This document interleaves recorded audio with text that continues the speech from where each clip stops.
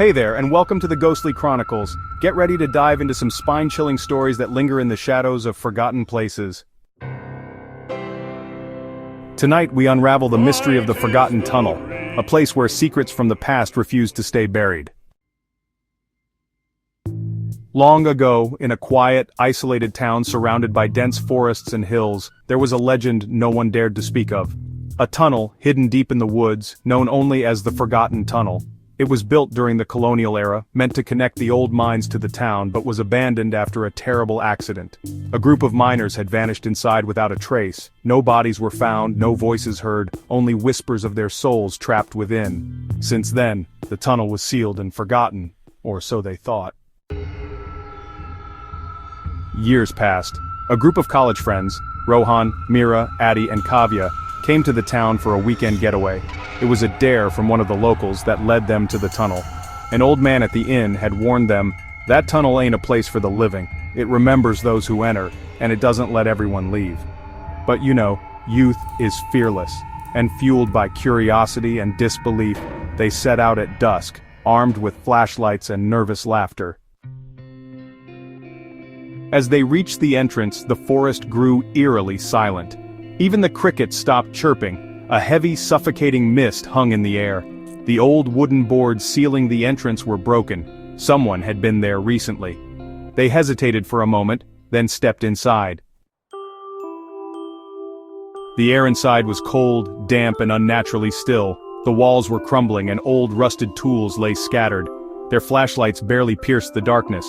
Mira, the most superstitious among them, swore she felt a cold hand brush past her. Rohan laughed it off, until his flashlight flickered and they heard a faint, sorrowful whisper, "Help! Us!" They froze. Adi, ever the skeptic, moved ahead to prove it was just the wind, but soon he was gone from sight. They called out his name. No reply, only the distant sound of rocks shifting. Suddenly Kavya screamed.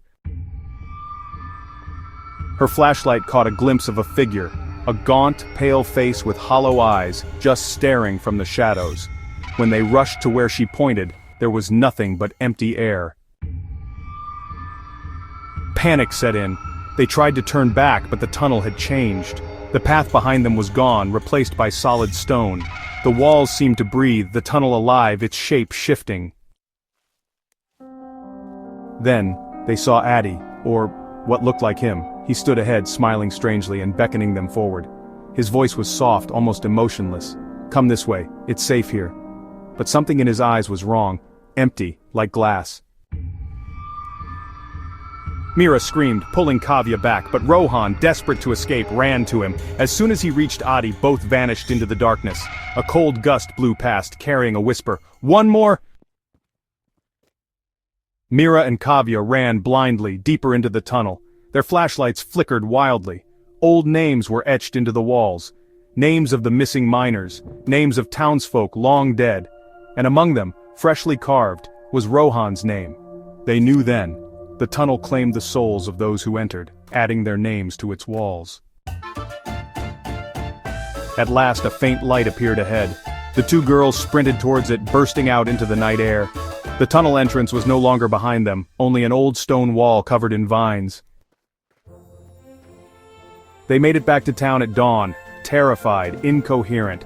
The townsfolk only shook their heads. Another group drawn in. The tunnel hungers. No one ever found Rohan and Adi. No one ever found the tunnel again either. It appears when it wants and takes who it chooses, and if you listen closely in the woods at night, you might still hear the whisper, "Help us." Please like, share, and subscribe.